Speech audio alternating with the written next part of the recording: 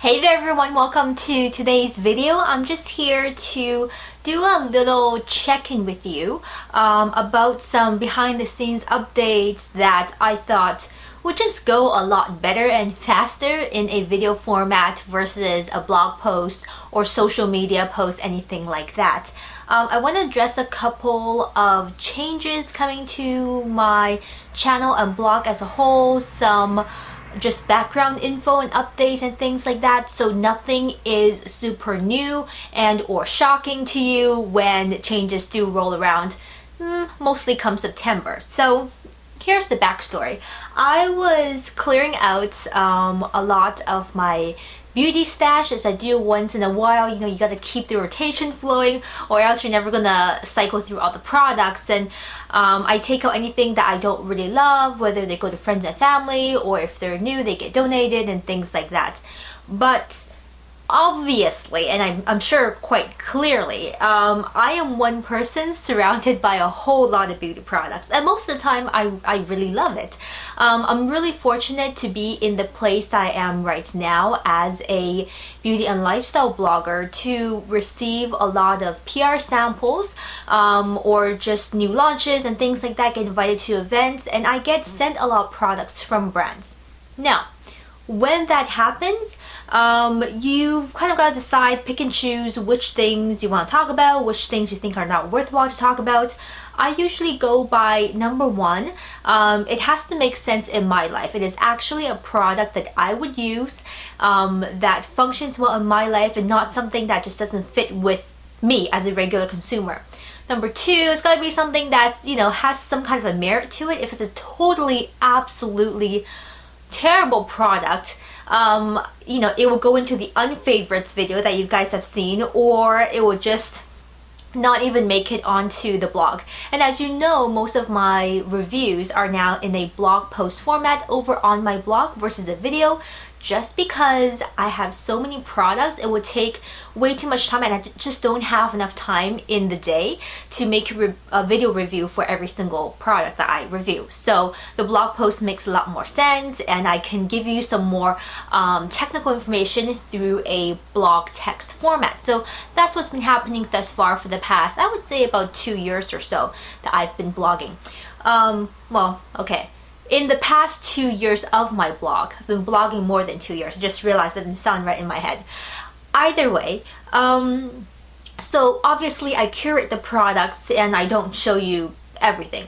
What I've also tried to do in order to balance out the amount of products I review that are sent from PR, aka I did not pay for them, versus the ones that I have purchased myself, is I've tried to do a 50-50. So if you see a review of a PR product, then I'll try to put in something that I've bought with my own money and review that and kind of do a little sandwich back and forth. I think it's come to a point where I have a lot of products I can use, and a lot of them I'm sure are really wonderful products.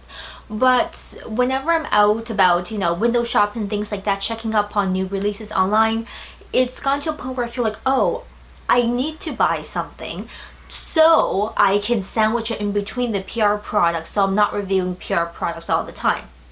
Granted, I've always been very honest with all of you about which products were sent from PR. If you ever see a little star sign or the asterisk next to the name of a product, that means I received it from PR as a media package or press send or from an event.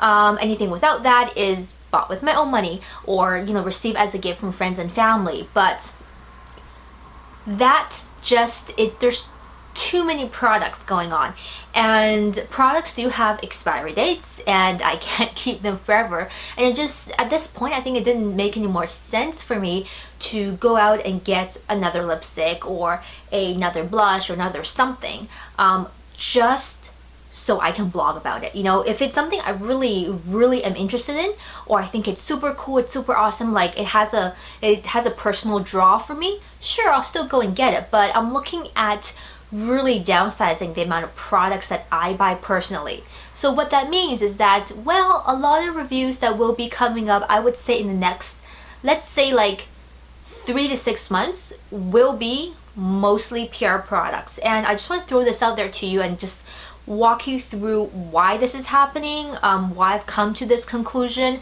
Not because I only want to talk about PR products, but realistically, it did not make sense for me to go buy new makeup or beauty products for the sake of buying them.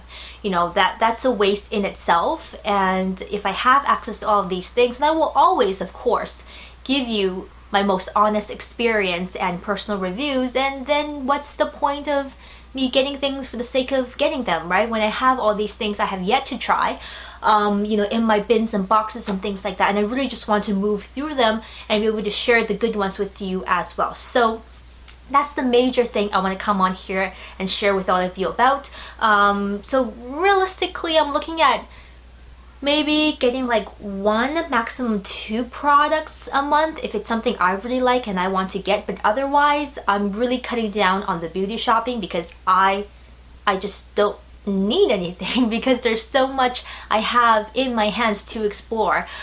So, you know, really fortunate, but also that means it's going to be a bit of a switch in my blog reviews. I hope you can understand that and it makes logical sense to you as it does to me from a normal just usage point of view. So that's one big change I think that's going to be happening. So if you do see reviews back to back to back that are with a little star, which means they're PR sent, understand this is what's happening. And I feel like I need to move through a lot of products instead of just letting them sit there and, you know, be lonely and essentially wasted if they're not being used. So that's point number 1. Number 2, I want to talk about Snapchat versus Instagram stories. I mentioned it briefly in my last vlog, which I know not everybody is into the vlog. I get it. Sometimes I take the camera out with me just to shoot little clips, and if there's enough of them, I'll put it into a vlog format.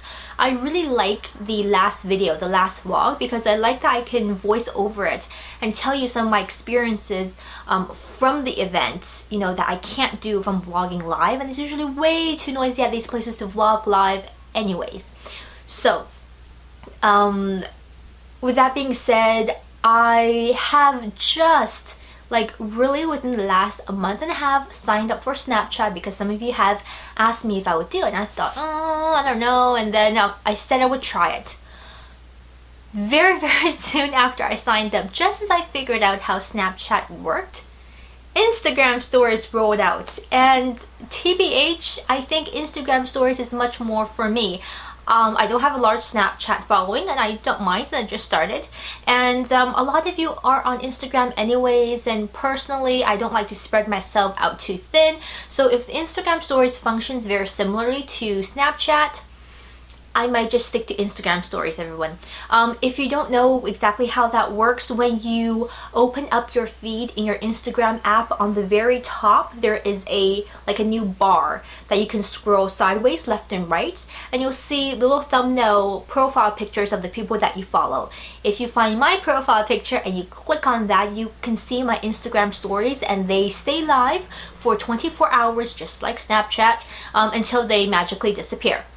Now, you can actually also go directly to my Instagram profile page, you know, if you look and search me up, and click on my profile picture on my profile page, and that will just show you my stories from the last 24 hours. So far, I've done a few unboxings on there because they're nice and quick. I've also done some what do you call them, sew-alongs. I was making this top this weekend and I did a sew-along, so updates as I'm sewing live, so that seemed really exciting. But additionally, you know that you can actually reply to my Instagram stories, right? So if you look on, as you're watching the story, if you look on the bottom left corner, there's something called send message, and it actually sends to me as a DM. I left it open so that anyone can send me a DM as a request, and I can read it and potentially reply back to you. Now, I can't promise I'm going to reply to every single person because I feel like it's going to grow exponentially and there's going to be a lot of people, but you can send me messages just like you can send snaps, except it's text and not a video. Got it? Good. Third thing I want to talk about quickly is the food cooking videos that are still coming. I know a lot of you showed great enthusiasm in my previous talk when I mentioned that that's really happening. I'm just taking my time to do it right in the way that I want it to look. And I'm a little bit of perfectionist. I just want things to come together really nicely before I put it up online. So I'm looking at a September video launch. That sounds really serious, but I call it that because I've also decided that I'm going to be splitting the food portion of my blog into a separate blog. Now, some of you have said you prefer it on the same blog, and I can see the merits to that, but a couple of things really was the splitting point between keeping it together on my current website blog, because it is a beauty/lifestyle, so I could throw it in there, and just creating a separate entity altogether. And I decided to do the latter because, number one, the format that I have set up, the layout of my current blog, is really set up for beauty blogging. A good chunk of text, wide pictures, and columns on the sides. For my food blog, I don't need columns. I want big, bold pictures so you can see the food and feel the food, and there's no point in doing the layout I have now for my current blog. It doesn't quite fit the function of a food blog or just talking about food. And I want to be able to go in more depth about certain food topics and ingredients and things like that I can't really do in my current blog, because I find it's just not a good match.